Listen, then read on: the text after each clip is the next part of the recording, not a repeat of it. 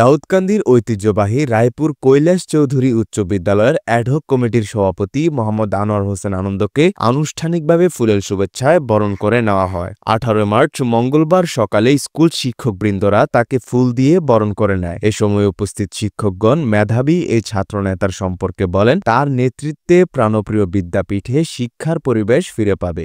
তো একটা শিক্ষা প্রতিষ্ঠান এলাকার জন্য একটা প্রজ্বলিত বাতি। এই পুরো এলাকাটাকে এই প্রতিষ্ঠানের মাধ্যমে আলোকিত হয়। এডুকেশন ইজ লাইট বলা হয়, শিক্ষা হচ্ছে আলো, অন্ধকারকে দূর করে। সেই প্রদীপটা হচ্ছে স্কুল। আর এই প্রতিষ্ঠানের ব্যবস্থাপনা committee, managing committee, ad hoc committee বিভিন্ন নামে আছে, কলেজে আছে এক নামে। তো যেভাবেই থাকবে একটা মূল কথা পরিচালনা কমিটি, যারা শিক্ষার মান, শিক্ষার পরিবেশ, বিভিন্ন সমস্যা এইগুলো নিয়ে স্কুলকে সাপোর্ট করে, শিক্ষকদেরকে সাপোর্ট করে যাতে শিক্ষাটা সঠিক গতিতে আগায়।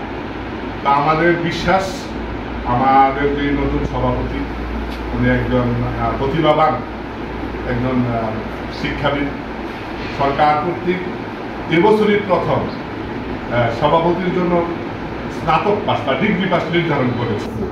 সে আওয়ামী লীগের আমলে হোক আর সে বিএনপির আমলে হোক, কিন্তু এর মধ্যে লুপ্তরাজ চলছে, এর মধ্যে কোনো কাজ করে নাই।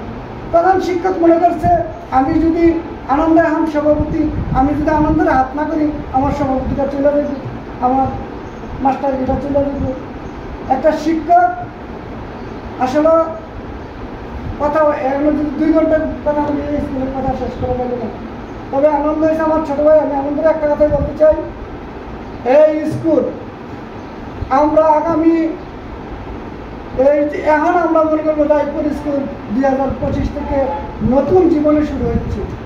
আমরা রায়পুর স্কুলকে 2025 নতুন অর্থায়নে আমরা রায়পুর স্কুলকে দেখতে চাই। আমরা চাই আগামী মেধার বিকাশে রায়পুর স্কুলের সকল মেধাবী ছাত্র থেকে আমরা যেন 5 থেকে 7টা পুরস্কার আনতে পারি মেধার বিকাশের থেকে। আমি আজকে এবছর মেধার বিকাশের অনুষ্ঠানে গরিব ছিলাম, তখন রতন দায় ছিল, আমি দেখি অনেক স্কুলের নাম বাইসা আসছে, সেটা আমাদের স্কুলে 2টা নাম আসছে, একটা নাম আসছে, এটা হচ্ছে কি তুকার ছাত্র, এবং ছাত্র বলতে বললেন ওনার বাবা প্রধান শিক্ষক ইয়াতে তিতাসে, এবং তার একটা টার্গেট আছে যে এই দিল্লি থেকে যে ইনকাম একটা বিশেষ একটা পার্সেন্টেজ স্কুলের ছাত্রদের ক্ষেত্রে দেখে এই একজনের লোক পাইছি আমি 40 বছরে।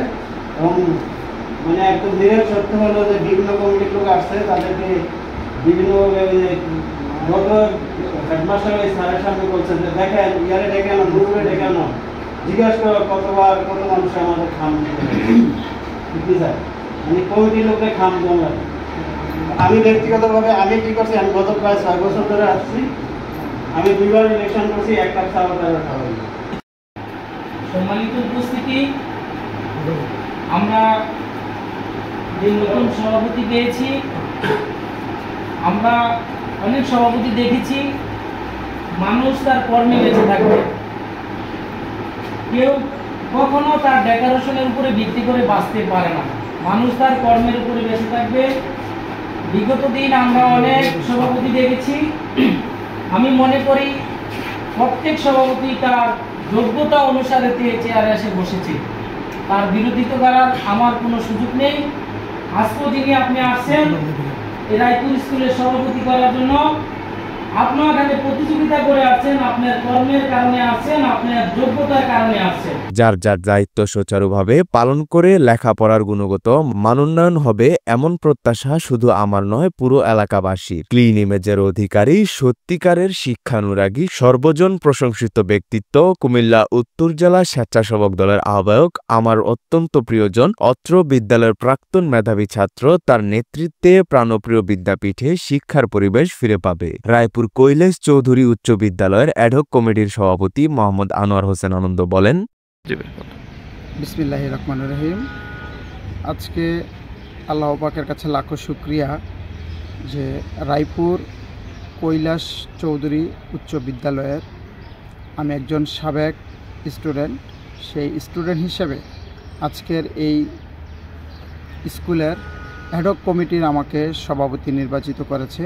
সেই কমিটির আজকের প্রথম শিক্ষকদের সাথে পরিচিতি এবং প্রথম সাধারণ সভা।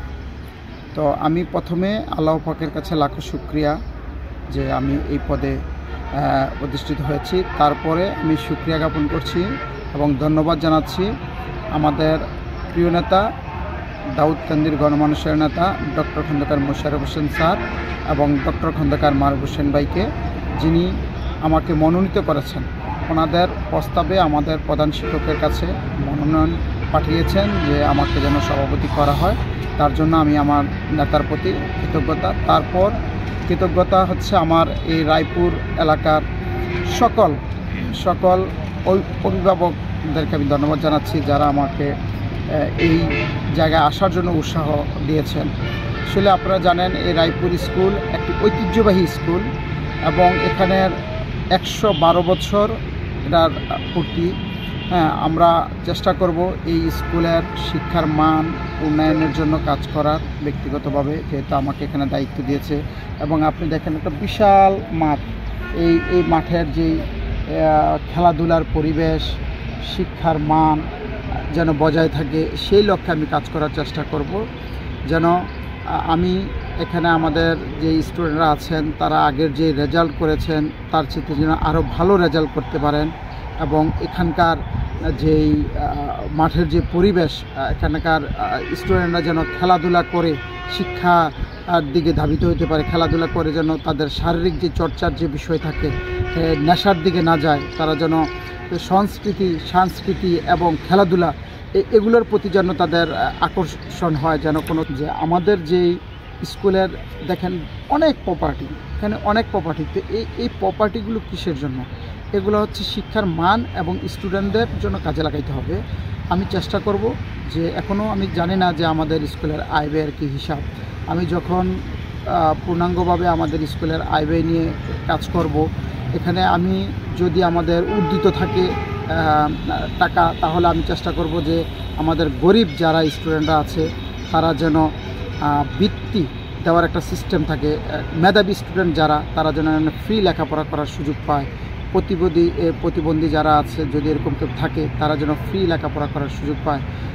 এবং কোনো স্টুডেন্ট যদি বই খাতা এগুলো কিনতে না পারে, তাদেরকে যেন এগুলো ফ্রি দেওয়া যায়।